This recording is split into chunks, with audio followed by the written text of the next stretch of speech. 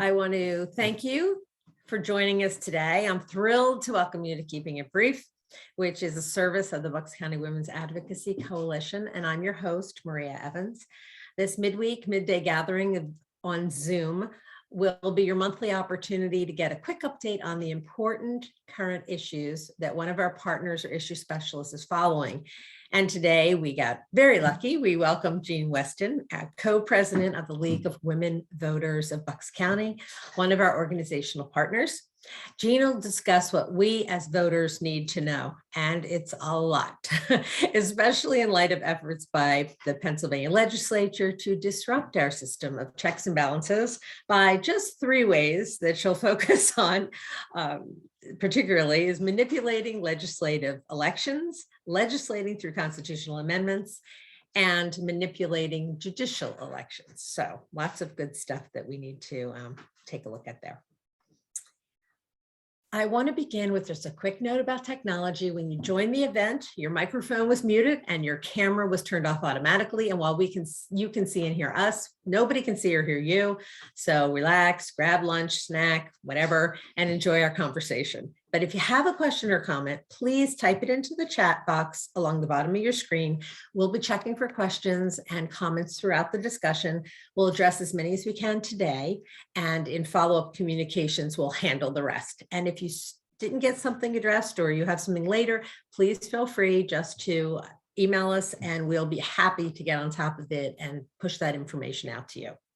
A little bit about us. The Bucks County Women's Advocacy Coalition, as you know, is a nonpartisan coalition of individuals and organizations. We were founded in 2008, designated a nonprofit in 2015. We educate and advocate for gender equity and economic security for all. And we're thrilled to call more than 300 individuals and almost 50 organizations our partners. By working together, we speak with one voice and make that voice more powerful as we work for systemic change. Just a couple more notes before we get started on today's conversation. The conversation is being recorded. We'll put the link on our website, and we'll also put it out in our next newsletter. You'll have a link to the recording, which resides on our YouTube channel. So feel free to go back in our YouTube channel and hear all of these Keeping It Brief messages. You can visit the website at bcwac.org for more information. There's blog posts on there, including a recent one by Jean, so that has some more information for you. There's other information there and a way to track legislation as well. And you can also sign up to receive emails so that you don't have to do any work of going out and looking for it. It'll come to you. You can follow us on Facebook and Insta, and the links are on the website's homepage. And we always appreciate if you like us and if you share the posts. Today's program, like other educational programs we offer, is free. While we operate efficiently, we do have costs. So if you feel like the program and the work of the coalition is something that of value to you, please consider making a financial contribution. With that out of the way, let's get on to the program.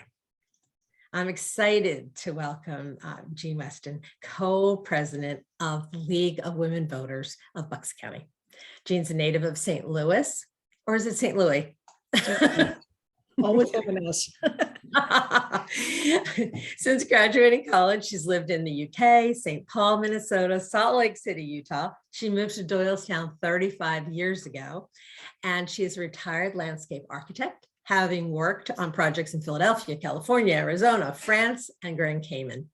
She's been married for a really long time, she says, with 2 children, 4 grandchildren, and she joined the League in 1976. How appropriate is that to join the League in the bicentennial year, and currently serves as co-president. So welcome, Jean. Thank you. Thank you. I appreciate it. It's nice to be here. So I want to talk a little bit about threats to our democracy. We've been hearing a lot about the death of democracy in America, and I think that's a little bit overblown. I don't think we're going to have a coup or cataclysm where our government's going to be overthrown, but our democracy is suffering a slow death by 1,000 cuts. Our system of government was created over 200 years ago with an overarching constitution, and I'm talking the Pennsylvania government right now, but it's true of our national government as well. And it lays out the three branches of government and how they should relate to one another and the rights that are provided to the people. This system was designed with checks and balances so that no one branch of government can take over and no single party can take over to ignore the will of the people. We all know that power corrupts, and our founders knew that as well. And so they took a lot of steps to make sure that that didn't happen. However, recently, there have been a lot of efforts by the Pennsylvania legislature. And let me point out that this is happening all across the country in legislatures all across the country and on both sides of the aisle. This really is a nonpartisan issue. But there's been an effort to manipulate the system of checks and balances in the ways that Maria had mentioned earlier. So I'm going to go through those three different manipulations and give you just a little background on them. So the first one is an effort to manipulate legislative elections. And the way that we are all familiar with, because it's been at the forefront of the press and everything else for the last decade, is gerrymandering. And that's when legislative district lines are being manipulated to favor one party or another. And both parties do it. The latest redistricting maps in New York have been thrown out because of a Democratic gerrymander. It's happened in Maryland frequently. The Democrats are doing it, and certainly Republicans are doing it as well here and in many other states. The impact of gerrymandering is that legislators are more concerned with what the party leaders want because they're the ones that draw the lines. They don't really care what their constituents want. So they're not representing us anymore. And there's also in the legislature, there's no need to negotiate or compromise with anybody from the other party. They have guaranteed seats and they can just go up there and do nothing quite happily for many years.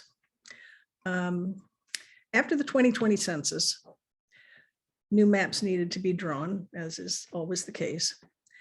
The congressional district map for the people who are going to Congress from Pennsylvania, that map was drawn by the majority party in the legislature, and it heavily favored the majority party.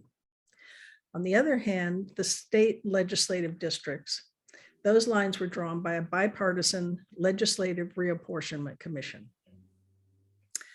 Note that Fair Districts PA, which includes Bucks County Women's Advocacy Coalition and the League of Women Voters, we are founding members, has long advocated for a nonpartisan citizens commission to redistrict the state. The Legislative Redistricting Commission was not exactly what the League wanted, but it was certainly an improvement over what had been there before. So after these lines were drawn, the congressional maps that had been drawn by the legislature were thrown out by the courts. And they were redrawn by the courts. But the state, House, and Senate maps that were drawn by the LRC were upheld. That doesn't mean that there aren't still lawsuits and legislation and all sorts of things trying to get around both sides of this, but that's where we stand at the moment. So that's one way of manipulating elections. Another way is to manipulate who can vote. And for instance, in 2012, the legislature and the governor, who was Tom Corbett at the time, passed a very, very stringent voter ID law in Pennsylvania. It was actually one of the most prohibitive in the country. It required that only certain types of photo IDs were acceptable at the polls.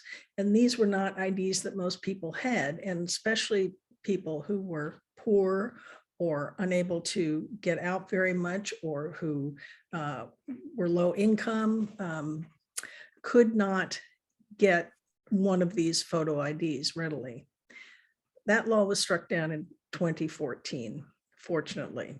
However, they're still trying to get something similar passed. Right now, the law says only first-time voters need an ID, and it doesn't need to be a photo ID. It could be anything like a utility bill or something like that that proved where you live. But the openly stated goal of this voter ID law, and Republicans around the country, as well as in this state, have said that the goal of this is to keep certain voters from voting. I mean, it's, anyway, okay. We'll move on to the next one. They said the quiet part out loud. Is that what you're saying? Yeah, exactly. Okay. And another way you can manipulate elections is by manipulating how people can vote. And again, we'll do a little history here. In 2019, the legislature passed a bipartisan bill called Act 77. And I'm sure many of you have heard of this and are familiar with it. And it was the biggest change to Pennsylvania election laws since 1937. And among other things, it did a lot of things, but one of the things that it did was it introduced no excuse mail-in ballots. Prior to that, you needed an excuse to not show up at the polls. You needed to be out of town, you needed to be in, bedridden, whatever. But they introduced these no excuse mail-in ballots. It was passed almost exclusively with Republican votes, and it was signed by the Democratic governor. So it was truly bipartisan bill. Following this, voter turnout really increased. It went from 6.1 million voters in 2016 up to 6.9 million voters in 2020, and that was despite the pandemic. So that was the greatest turnout since 1960 in Pennsylvania. To the surprise of a lot of the people who voted for it, mail-in ballots proved to be more popular with Democrats than with Republicans. So since then, there have been efforts to eliminate mail-in ballots. So in January 2022, a lawsuit was brought by 14 Republicans, 11 of whom had voted for Act 77 in the first place. And their case was that the no excuse mail-in ballots are unconstitutional. And the Commonwealth Court, which is one of our 3 appellate courts, ruled in their favor. So then it was taken up to the Supreme Court.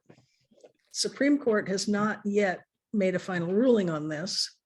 They did say that because it was so close to the primary, mail-in ballots would still be used for the primary, but we don't know what's going to happen for the November election. So this is. Can I ask you, what was the argument? Why did they say it was, why did they rule in the favor? What was the constitutional? Yeah, you're going to put me on the spot here. Oh, I don't mean to. I just didn't understand how it's. It was some obscure rule about showing up at the polls. It dates back to a long time ago. So and it again, it's an interpretation of the Constitution. So it didn't seem to be a problem when they passed the law, when it went through their process, but there is a chance that it will be found unconstitutional. We just don't know how the Supreme Court will rule on this. One hopes not, because it really has been a boon to so many people, especially people who work shifts and can't get to the polls easily or have to go straight home from work to deal with children and all of that. It's been a huge help, and so that's it is a problem, and we're still waiting for an answer. So in addition to manipulating elections, there are efforts to manipulate our Constitution by using constitutional amendments to legislate. And remember, the Constitution is supposed to be this broad framework that sort of says how things are supposed to work. It's not supposed to be a body of laws saying what to do. It's the overarching effort. And the current Constitution was enacted in 1968. It was, I think, the 5th or something Constitution that we've had in Pennsylvania. And they made it so that amending the Constitution was difficult, which it should be. To get an amendment through, a bill has to pass both houses of the legislature twice, 2 years, 2 consecutive years. And then it goes on to the ballot for a vote by the people. And that's supposed to make sure that it's a very deliberative, thoughtful process. The process that has actually been used whips it through. I think the debate on some of these constitutional amendments have been 8 minutes on the floor. I mean, they're just whipped right through. And they're using constitutional amendments because, first of all, almost all of them are voted through because people think that they've been well thought out and discussed and deliberated. And so if it's on the ballot, you should just vote yes. So almost all of them pass. Secondly, the big thing that is preferred by this is that there is no gubernatorial veto on it. That it's a way to pass legislation without the governor ability to veto it. And so it's a workaround. It's, it really is a problem. Since January of 2021, so that's a year and a bit ago, as many as 80 proposed constitutional amendments have been introduced. And they've been proposed by both Democrats and Republicans. 17 of those are Democratic ones, 63 are by Republicans. They're in the pipeline. None of them will be on the May primary ballot, but at least one will probably be on the November ballot. So these are disconcerting because they're always put on the ballot in wording that is really obscure, that nobody can understand, and designed to get you to vote one way or the other. It's just very not clear, and people either tend not to vote for them or they vote yes. And so that's a real problem. So finally, and this relates to manipulating the Constitution, there is an effort to manipulate how appellate court judges are elected. So it's messing around with our judicial branch of government. In the last 200 years, Pennsylvania judges have been chosen in a variety of ways, but since the last Constitution was voted in 1968, they're all elected by partisan elections. In this, Pennsylvania is an outlier. Not most states don't use partisan elections, but we do. So right now, the judges in the appellate courts, and that's the Superior and Commonwealth Court, that's the first layer of appellate courts, and then the Supreme Court, which is over it all, are elected in statewide elections. So everybody votes for all of these judges. And the point is that these judges don't represent the voters. That's not their job. They represent the law and the Constitution. So they're there to protect the actual structure of our government. And they act as a critical check against the legislative and executive branches. Jean, may I ask you a question that's come up in our chat? Certainly. Okay. Well, there's two questions, actually. The one is, how and why did this change so drastically? Is there a short answer to that? Why did all of this change so drastically? I'm assuming that refers to. all Yeah. three items.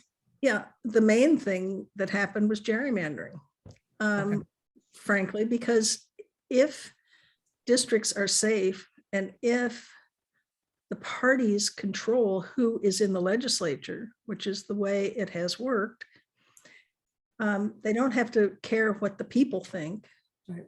They don't have to negotiate with each other. They don't have to let anything out of committee at all. So laws aren't getting passed, things aren't even being brought up for discussion. Discussion can be cut off by the powers that be. So as long as the voters are being ignored, because I do think the voters want real democratic processes. They don't want this, I don't know what it is, oligarchy. So let me offer you the other question now. It seems confusing that each state governs its own voting rules. Is it conceivable that these inconsistencies could be the basis to move for national, more consistent voting rules? And then the questioner says, I know those who argue for states' rights would be opposed, but the incredible disparities between them may be an argument in and of itself. What do you say to that? And I think that, and I'm not a constitutional scholar, but I do believe that it would require an amendment to the US Constitution. I do think it's a fundamental thing. And again, a states' rights thing, which means it may be dead in the water at the federal level. I can't guarantee that. Go ahead. I said I can't guarantee that. I may be wrong on that. And just to clarify, the question before was specifically referring to the constitutional amendments, but that's what you were also addressing when you said the gerrymandering has created an environment where only those in charge get to push things through. Exactly. Consider others. Yes. I mean, we look at, and I rather assume, it may be a big assumption, but I rather assume that everybody on this call is familiar with the efforts of Fair Districts PA to get a constitutional amendment to have a citizens commission to choose our to draw the legislative lines. That was never given a hearing. It was never let out of committee, at least, well, when it was let out, they had put so many amendments on it that it wasn't the same law at all. And so it was never allowed to go through the process, even though polls have shown that 75% of Pennsylvanians are in favor of fairly drawn maps. So this is, you know, obviously of the people, by the people, and for the people has gone out the window. You know, it's very, very frustrating that we don't have a fair system, and that we can't get a fair system given the way that things are working now. So Jean, is there a state that's doing this well that we can learn from, that we can, you know, invoke? Or I mean, it just sounds like we're always the one that's the worst. Is that just my feeling because I live here? I mean, I know there are states who have citizens commissions. I do know that Utah, where I used to be a league member, had a citizens commission put in last year. And I thought, oh my goodness, if Utah can do it. But their law said after the citizens commission drew the maps, that the legislature had to approve it. And of course, they threw it out and drew their own maps, which were as gerrymandered as they could be. So now that's back in the courts. So, you know, one step forward, 3 steps back.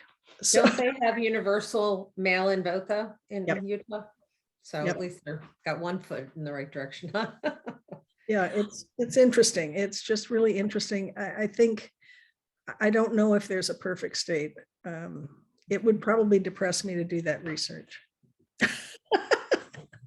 You Fair know, enough. maybe I'd have to move again. But so, So Jean, I had a couple other just questions, and please, I invite anyone to put into the chat anything you'd like to go talk further on or have questions about. But how did you get involved in all of this? You said you were a member of the league back in Utah. How'd you get here? Well, I am a kind of a league long hauler. And I joined when I was in Minnesota because we just moved back from England, and I thought I better learn more about government here. And then stayed on in Utah and then moved here. And was sort of floating along in this sort of sense that, yes, there are issues that are important and mostly environmental or social issues or things like that.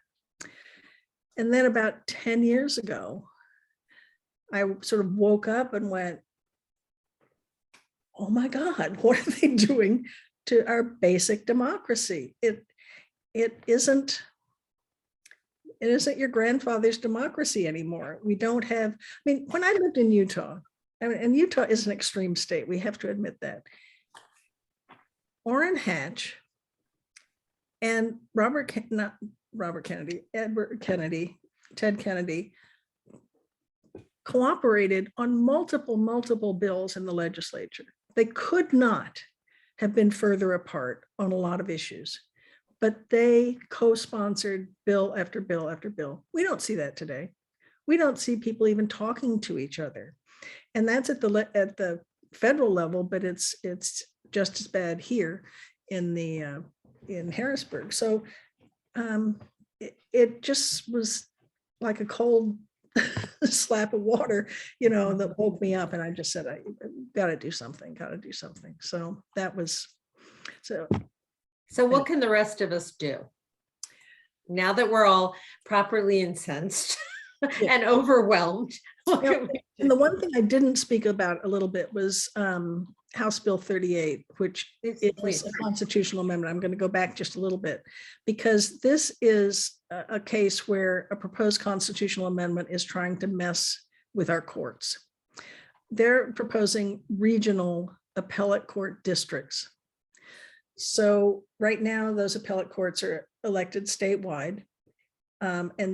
And so every one of us gets to vote for all of the 31 judges in those top 3 appellate courts. What they're trying to do is create judicial districts. So you would be able to vote for one Superior Court judge, one Commonwealth Court judge, and one Supreme Court judge, and they would have to live in your district.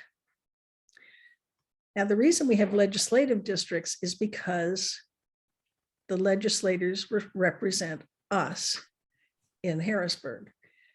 The reason we don't have judicial districts is because they don't represent us. They represent the laws. So it's totally odd to try to even, have these districts, but they claim that it's to make it more geographically and demographically and gender diversified. That's not a problem. We'd have that diversity already. And the biggest problem is that those judicial district lines would be drawn by, guess who? The legislature. So that means the legislators get to choose. I mean, they can draw the lines to get rid of a judge they don't like. They can draw the lines to make sure that these partisan judicial elections were favor one party over another. And so they can manipulate the makeup of the courts. And this is a huge problem. It totally destroys any separation of powers.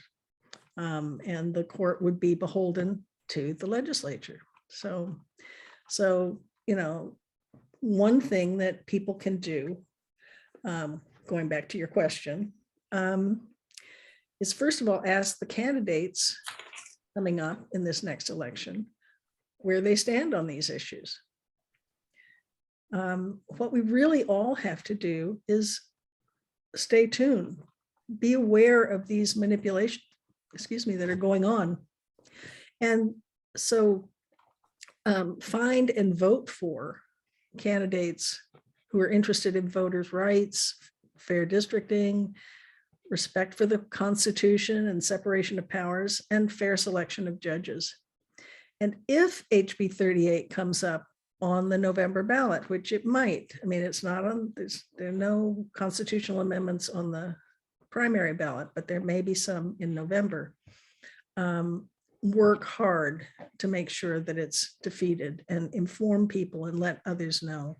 Our biggest thing right now is that we have to pay attention to this sort of stuff. It's not, we can't assume that our democracy is going to last without our involvement. So clearly the league is very involved in this, and the coalition is very interested in it, and other partners. Are there other allies that you really rely on to help get the word out, drum up public interest and enthusiasm, and any unlikely allies in there, or any that you're pursuing? Not sure if there are any unlikely ones, but the usual sort of good government organizations are working on this. And Fair Districts has a new push to reform the rules in Harrisburg, which really are necessary if any change is going to happen. So if you haven't been paying attention to this new campaign and it's only just getting off the ground, do pay attention to that. Pennsylvanians for Modern Courts and Why Courts Matter also are working to get rid of HB 38 and judicial gerrymandering. That's a big issue. And then the other organizations are like Committee of 70 and Common Cause and AAUW. All of these are, you know, organizations that are paying attention. The other thing that place that I have found is a great way to a great source of information about what's going on in Harrisburg is Spotlight PA. And if you aren't familiar with it, look it up. They have all sorts of wonderful resources, like an online redistricting app where you can find out what district you're in if your district lines have changed. You can find out the status of all of these 80 constitutional amendments that are in the pipeline. So they're a really good source of information to help you sort of keep aware, and they are fighting the good fight on everybody's behalf. So I feel like we've given all the doomsday, let's worry about all this, which is absolutely understandable.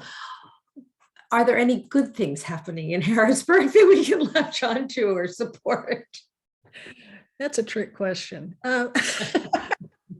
I think one of the good things that's happening and is really kind of, I mean, despite all of this, I really am an optimist. And I do hope that as a result of the Legislative Redistricting Commission's work, with so many more competitive districts in Pennsylvania, and that we will get a much more representative legislature, and that, you know, even people who have been there a long time might actually have to pay attention to their constituents because they aren't a shoo-in for their seats. I'm eternally optimistic that we might actually get some compromise, some discussion, some you know, real legislating on the Wow. Yeah. I mean, you know, I might be a Pollyanna, who knows? That's my middle name. So we only have a few more minutes, but I did want to take a final question from the chat. And that is, I would like to hear more about the rules that the state legislature works under, giving so much power to two people on which bills move forward, despite their popularity by citizens.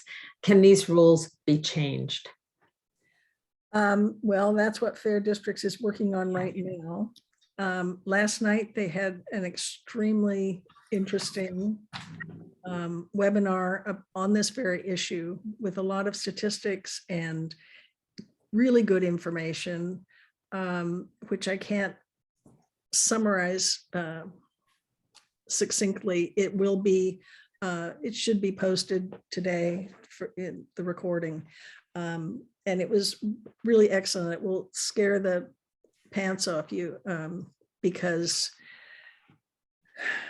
you know, the rules are so obscure. I mean, the first thing they do when they get into the legislature, a newly elected legislator is faced with, the first is you cannot amend the rules. And the second one is we accept the rules, and they haven't even read them.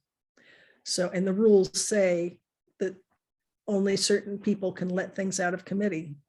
And so there are like 6 people in all of the legislature that control the pipeline of what gets to the floor. So most things never even make it to the floor for discussion or debate.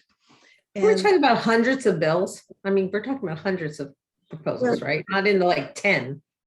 No, all the bills. I mean, Yeah. Pennsylvania passes about between 100 and 200 bills a year, or discusses. They don't, they consider. Texas considers something like 53,000. I mean, some huge number. We are the bottom of the list of how many bills are even considered. And that's inexcusable because we're a full-time legislature with more legislators than any other state. We've got all these people up there with their per diems and their salaries that go up every year and so on and so forth. And yet they're not really doing anything. And the ones who want to do something are prevented from doing anything because of the nature of the rules. So unless the rules change, nothing else will change. So this is an important issue for fair districts. So again, 2 things I would urge people to do. 1, join the League of Women Voters. We're going to keep track of what's happening in Harrisburg and in Washington and keep you informed of that. And join fair districts and work on this issue of the rules, because we're not going to solve gerrymandering fully. We're not going to solve any of these problems fully until the rules are changed. May I ask a question, please?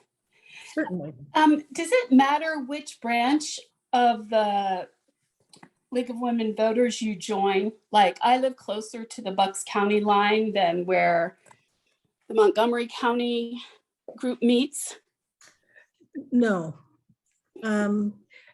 The only difference is that we're not, when we deal with something at the county level, we're not addressing Montgomery County, but I know Montgomery County's leagues tend to be further south or further west than we're sort of in the Lansdale or up in that neck of the woods. Yeah, so I could join Bucks counties. Absolutely. Oh, awesome. Thank you. Absolutely. Okay. All right, I think we're coming towards the end. So Jean, are there any, before I do a little wrap, is there any final requests? Wonderful plea for people, and it has nothing to do with what I've been speaking about, but I think it's something that's also important. We've been partnering with the Bucks County Board of Elections because they are in need of poll workers. And being a poll worker, and you can do it for half a day. I mean, I can't do the whole day anymore. But if you get paid, but it's, I don't think that's the reason most people do it, but it's a great way to find out how safe our election system is, to find out, why it matters to people, and to be part of the process. So if you're at all interested, you can just go to the Bucks County Board of Elections website and look for election officials, which is the same as poll workers. Okay. But if anybody's interested, it really is a great way to participate in our democracy.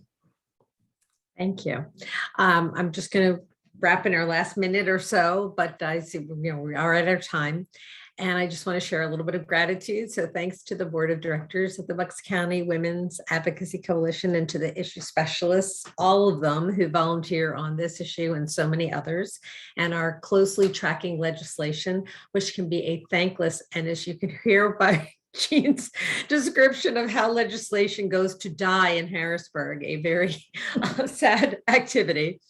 And I want to thank you all who joined us this afternoon for keeping it brief, and all the supporters of the Bucks County Women's Advocacy Coalition, so that we can speak with one voice, and all of you make that voice so much more powerful. And please do visit our website. This is the League of Women Voters, the website.